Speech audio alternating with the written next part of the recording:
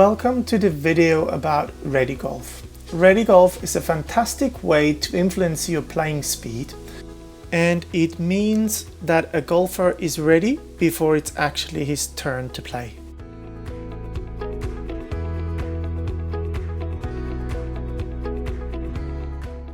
There are no penalty strokes if you play outside of your turn, as long as it has to do with increasing the speed of your play. Due to strategy, Ready Golf doesn't apply in match play. In a tournament, please ask the committee if Ready Golf can be played. In private rounds, when all players agree, Ready Golf should be played at all times. Your full routine should never take longer than 20 to 30 seconds per shot. Arriving at the ball, hopefully you have calculated the distance beforehand already. You'll have to tee up on the tee as well. You choose a club, make your practice swings and hit the ball. That should take maximum 20 to 30 seconds. If you're slower than that, start practicing your routine a bit faster. You will need to practice that and then stick to it to feel comfortable. But mostly golfers who are slower are not prepared beforehand. Always mark your balls before the round and have tees, ball marker and a pitch mark repair tool ready. If you want to draw aiming lines on the golf balls, usually golf shops have the drawing tools for sale.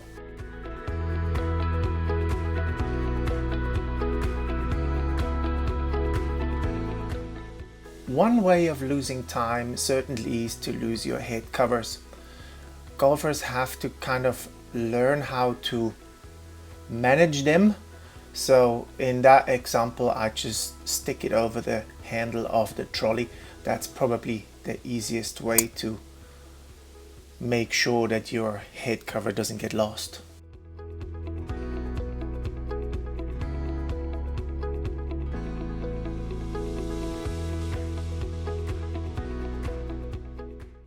And of course, here the not so practical way of managing a head cover. Also, the same thing happens on the fairway when you just place the head covers on the golf bag and then you look after the ball and you go walking, then head covers fall down. They either fall into the golf bag or on the ground. In golf, we tee off first if we have the honor to tee off first. Sometimes that can get mixed up if somebody is looking for a golf ball or a glove or wants to drink something, then the other person should tee up first.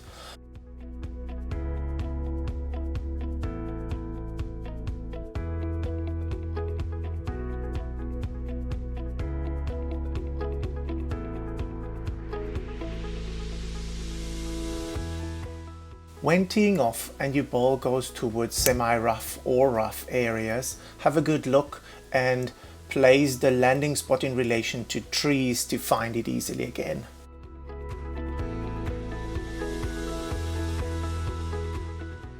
A situation that occurs quite frequently, we have people in front of you on the fairway and the long hitters from behind have to wait. So it would actually make sense that somebody who is a shorter hitter or hits an iron off the tee hits first, because he's shorter, he's not going to put people in front in danger, and the longer hitters play afterwards.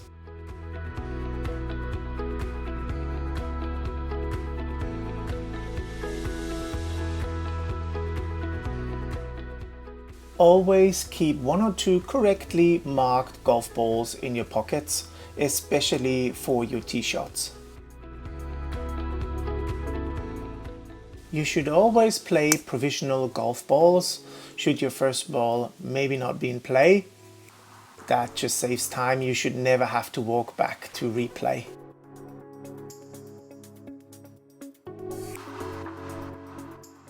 To do it correctly as per the rules of golf, you always say, I play a provisional ball, and then you mention the number and the brand, maybe Callaway number 3.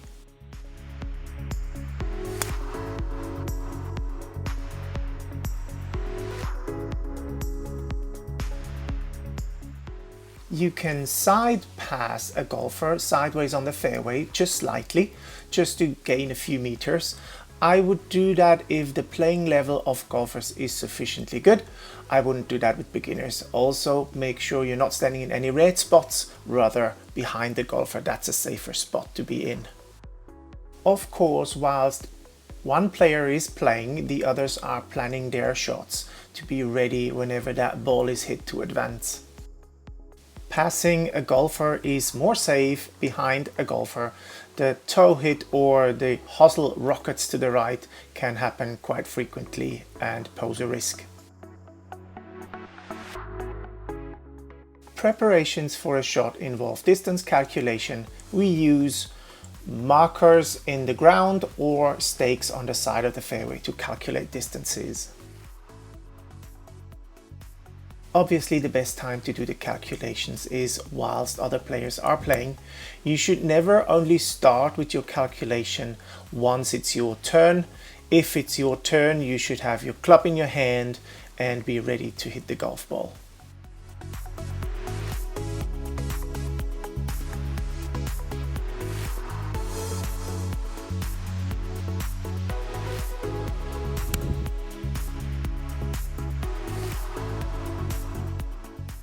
Sometimes it happens that a player who should be hitting a golf ball realizes that he's missing a glove, or he wants to change the club due to changing winds. So we can let other players hit first to actually get ready and not lose time this way.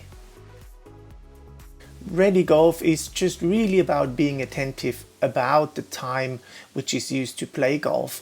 If we are always kind of trying to make up minutes and seconds, then it'll add up in the end of the round.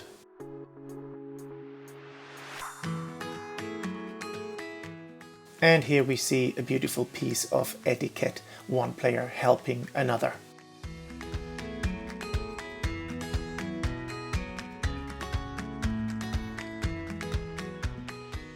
We do play golf in groups of up to 4 players. But these players, they don't follow each other from ball to ball. Basically, everyone hits his own ball and then walks along his own line of play.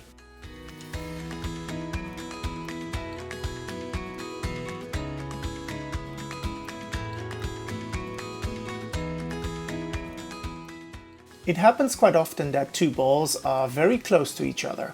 So if we are looking for distance, then it is actually enough if one is measuring the distance with the laser and then communicates this to the fellow player. This is not against the rules of golf. The second player can then just simply walk or pace off the distance to his ball and do the maths.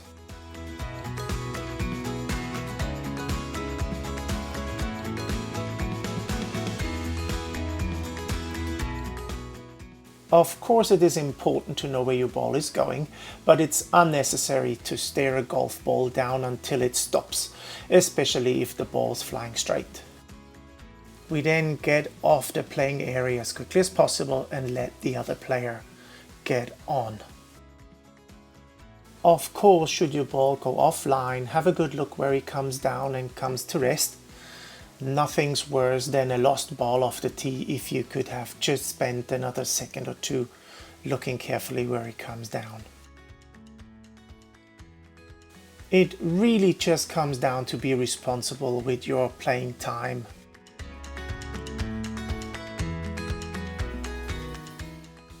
In this situation, one player plays the ball out of the bunker and comes up a bit short of the green, and it's still his turn because the other player is on the green. So one of our companions can take on the task of raking the bunker, so the first player can get on the way to his ball and play that ball whilst the bunker is being raked.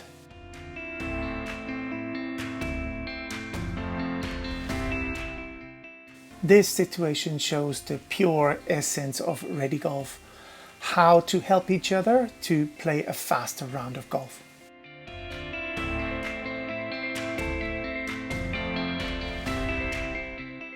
And this one's a classical situation. Golfer plays the ball out of the bunker, but now has to rake the bunker. And as we see, the bunker rake's on the other side. Oh, he forgot to bring the rake. So wouldn't it be better to actually bring the rake with you into the bunker, place it behind you? Now in this situation, obviously the bunker rake didn't make too much distance, but you get the point. Take the rake with you, place it behind you, hit the bunker shot, and then on the way out, rake your footsteps.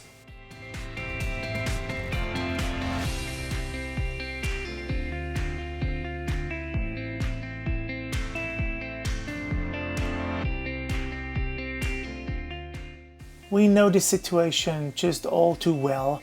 One ball somewhere in the semi-rough and one ball's on the fairway. Instead of both looking for the golf ball, now the ball that is available to play should be played first. And only once that ball's being played, then the other person can go and help looking for that golf ball. Pick up your divot first, that's really good, and then go and help your partner.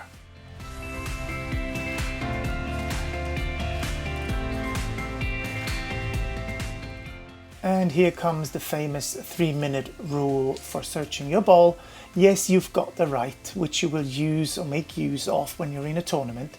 If you're in private rounds and there's traffic, if you can't find the ball after a minute, you might want to continue playing with the ball from your pocket. Just drop it from knee height on the next possible spot and play it from there.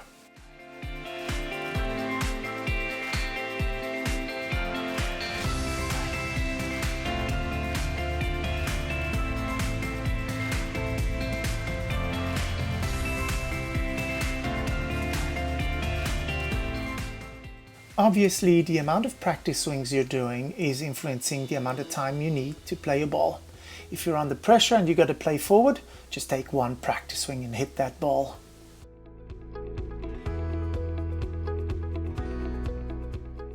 Sometimes we'll find lies that are really difficult to play, or we'll take a longer consideration to actually find the best possible way to solve it. That doesn't mean that you can't do it, but if you're under pressure and you've got to play forward, sometimes it's actually better to just deem the ball unplayable, and then you can either use those 2 club lengths or judge those 2 club lengths and drop the ball within those 2 club lengths, not closer to the hole. This is going to be a much quicker way than trying to get the ball out of impossible lies and then hit it into another impossible lie and from there into the water. Sometimes it's just not worth it if we have to speed up our play.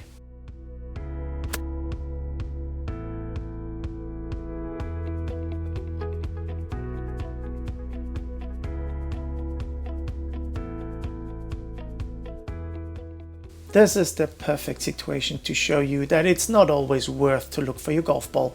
When the situation gets so complicated to retrieve a ball, you better don't do that. Not only is your ankles and your health at risk, but maybe also your clothes can get damaged.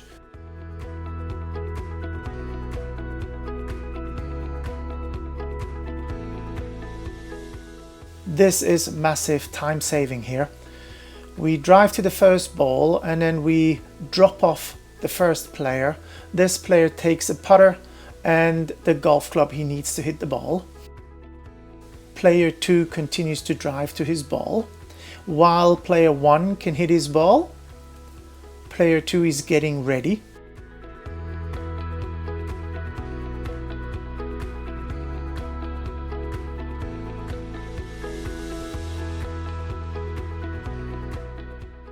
The first player picks up the divot and the golf club that he brought with him and now can have a little walk up to the green, while the player on the right side drives the buggy towards the exit spot to the next hole, and that's usually next to the green somewhere. It doesn't necessarily mean that always the same driver has to drive the buggy. Sometimes a player is being dropped off and another player continues driving, so it really makes sense to share the driving and dropping off around the green. Then the player who arrives at the green first drops off his club between the flagstick and the buggy. That's the best spot to not lose a golf club. Too many golf clubs around the green have been dropped and then forgotten, so always between the flag and the buggy or the trolley.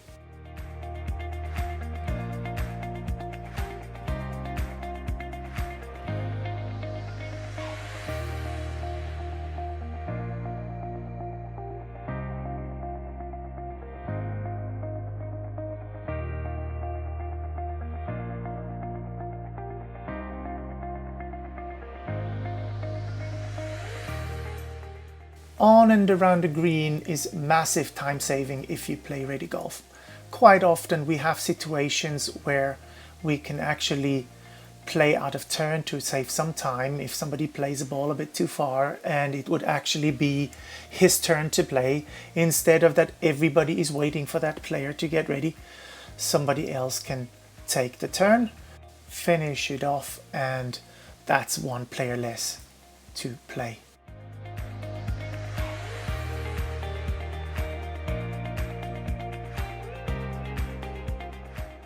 In this situation, we have a player that wants the flagstick out.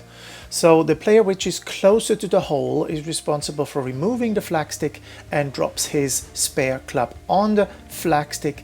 Then the player that finishes the hole first is the one that goes and picks up the flagstick again. So there's always something happening, and both are either playing or helping with the flagstick. We also help each other not to forget any golf clubs, so the player that picks up the flag also picks up the spare golf clubs that have been dropped. With this video, we hope to make you aware of situations where readiness to play isn't really happening. So in this situation, our golfer forgot to take off the glove. This is also something that you have to think about. Is it really necessary to take off the glove, or can you play with the glove on? If you want to take it off, then please do so on the way towards the green, so you don't do it in the last moment.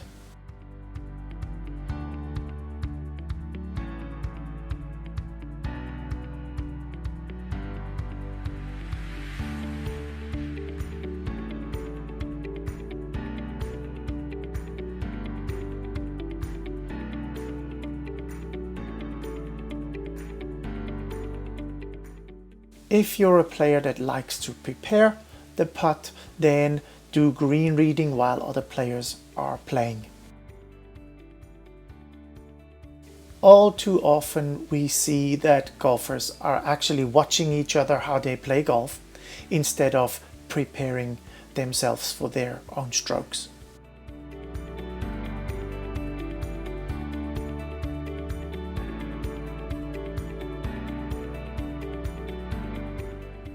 When you find your marker on the playing line of another golfer, ask that golfer directly if you should move the marker. You can do that by 1 club head length or 2 club head length.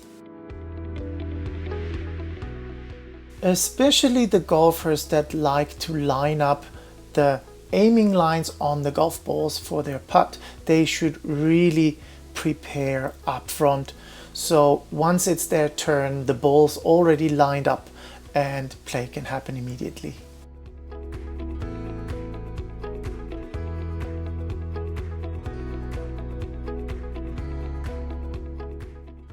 Around a hole, it happens quite often that you can straddle the line and play your ball this way, and when retrieving the ball, come from another side to not step into the playing line. We call them the gimmies. These are golf balls that end up so close to the hole that you can actually make the player pick up the ball.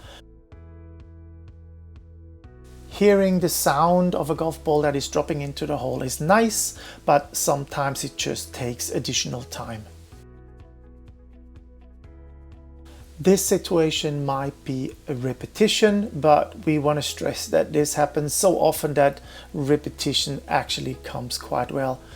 Please take your golf clubs with you all the time, and the spare clubs you don't need, you drop them onto the flag which you place next to the green, and we place the flag stick onto the ground. We don't throw it onto the ground.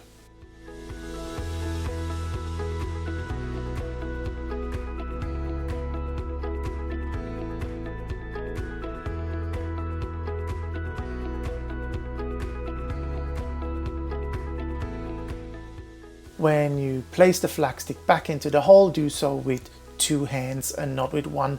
We want to make sure that the hole doesn't get damaged.